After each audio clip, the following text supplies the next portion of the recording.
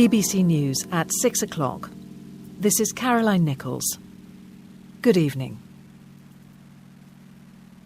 Theresa May has rebuffed fresh calls to say when she will stand down as Prime Minister. With Tory MPs becoming increasingly frustrated with her leadership, she said she intended to stay on until Brexit had been achieved. The government has warned Iran of consequences if it breaks the terms of the deal on relaxing sanctions in return for Tehran giving up its nuclear ambitions. Donald Trump has asserted executive privilege to prevent Congress from seeing the full report into Russia's interference in the presidential election. New proposals to label food containing allergens have been unveiled following the death of a girl who'd eaten a sandwich containing seeds. Doctors have used viruses instead of antibiotics to save the life of a British teenager who had an untreatable infection. Also tonight, Archie, Harrison, Mountbatten, Windsor. Theresa May has rejected calls for her to set out a precise timetable for her departure in the face of mounting pressure on her leadership. Senior Tories on the 1922 committee, which represents Conservative backbenchers, have been discussing Mrs May's future after the party lost more than 1,300 councillors in last week's local elections. She faced open hostility from her own side during Prime Minister's questions when one backbencher called on her to quit. But Downing Street insisted Mrs May would remain in power during the first phase of Brexit. Here's our assistant political editor, Norman Smith. In a clear sign of Mrs May's determination to leave in her own time and on her own terms, Downing Street today flatly dismissed the mounting calls for Mrs May to set out an early date for her departure. In a stark rebuff to mutinous Tory MPs, Number 10 said Mrs May had already made an unprecedented offer by promising to go once Brexit had been delivered, an offer described by Number 10 as generous and bold. A response, however, that is certain to infuriate those Tory MPs who fear Mrs May is seeking to cling on as Prime Minister through the summer and even up to the party conference in October. A move they believe would be catastrophic for a party already reeling from disastrous local election results, with even more dire European election results expected. And in a clear sign of that simmering backbench discontent, Mrs May even found herself publicly challenged in the Commons by one of her own MPs, Andrea Jenkins. Could I say to my right honourable friend, the Prime Minister, she has tried her best. Nobody could fault or doubt her commitment and sense of duty, but she has failed. She has failed to deliver on her promises. We have lost 1,300 hard-working councillors. And sadly, the public no longer trust her to run the Brexit negotiations. Isn't it time to step aside and let someone new lead our party, our country and the negotiations? Clearly angered by the question from a relatively junior backbencher, Mrs May said she was sorry many local councillors had lost their seats, but... Actually, this is not an issue about me and it's not an issue about her. If it were an issue about me and how I vote, we would already have left the European Union. Under the party's existing rules, Mrs May cannot be challenged again until December. This evening, senior Tories at the 1922 Committee of Conservative backbenchers decided against pressing for a rewrite of those rules, although the pressure for such a change may become unavoidable after the European elections. After tonight's meeting, one backbencher lamented, "We cannot keep kicking the can down the road." The International Trade Secretary Liam Fox has told BBC News he's opposed to a concession which is seen as key to the government securing a Brexit agreement with Labour. Both sides are thought to be discussing a compromise which would mean the UK remaining in a temporary customs union with the EU until the next election in 2022. Under this proposal, Britain would apply import taxes set by the EU, allowing goods to move freely between the two. But the UK would struggle to strike its own trade deals. Liam Fox was speaking to our business editor, Simon Jack. One of the main sticking points has been whether the UK should stay in a customs union with the EU and for how long. The current customs union requires all EU members to apply the same tariffs to imports from the rest of the world. It's an arrangement that smooths trade within the EU but severely constrains countries from agreeing independent trade deals with non-EU nations. The Shadow Chancellor, John McDonnell, has said that Labour wants the UK to remain in a permanent customs union, but Liam Fox insisted that was something he couldn't support. A permanent customs union would not be good for the United Kingdom. It would restrict our ability in terms of global trade policy. We would not be able to negotiate our own separate trade agreements, even in areas where our interests differed from the EU. And of course, the EU would be able to offer access to the UK market as part of any of its trade agreements without us having a say in that policy. So it would be a multiple loss for the UK. It's thought that Theresa May had been edging towards offering a temporary customs union until the next election, but even that has proved deeply unpopular with members of her own party. Liam Fox said the long-term answer lay in reforming the World Trade Organization, the body that governs international trade. The UK is due to take its own seat at the WTO after it leaves the EU, and should use that, says the Trade Secretary, to agitate for lowering tariffs around the world through broad international rules rather than on a deal-by-deal basis.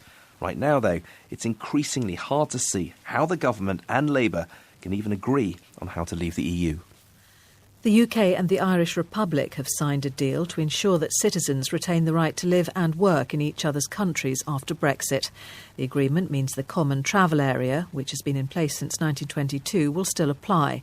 People who move between the two countries will also have mutual access to social security, health and education, and be able to vote in local and national elections. The Metropolitan Police Commissioner, Cressida Dick, has said threats to MPs are running at an unprecedented level. The number of crimes reported by MPs more than doubled in 2018 to 342 and is set to increase further this year. The Met's Assistant Commissioner, Neil Basu, said Brexit was a huge driver, with the targets of threats evenly split between Leave and Remain supporters. Britain has warned Iran that it will face serious consequences if it goes through with a threat to renege on parts of the international deal to curb its nuclear programme. The Iranian President, Hassan Rouhani, warned his country would start enriching more uranium in a clear contravention of the agreement unless European powers did more to help the country's economy. The US, which pulled out of the deal a year ago, said the Iranian threat amounted to nuclear blackmail.